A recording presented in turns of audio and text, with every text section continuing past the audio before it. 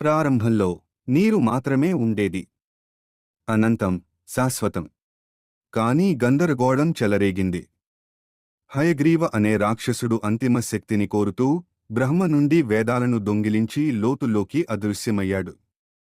పవిత్ర జ్ఞానం లేకుండా సమతుల్యత దెబ్బతింది. సృష్టి ప్రమాదంలో పడింది. దివ్య నిద్రలోతుల్లోంచి విష్ణువు కళ్ళు తెరిచాడు. అతని చూపులకు విశ్వం వణికిపోయింది. క్రమాన్ని పునరుద్ధరించడానికి అతను దిగి వస్తాడు, నీటితో ఏకం అవుతాడు. చేప రూపాన్ని దాల్చి విష్ణువు మత్స్య రూపాన్ని దాల్చాడు, సత్య సంరక్షకుడు అయ్యాడు.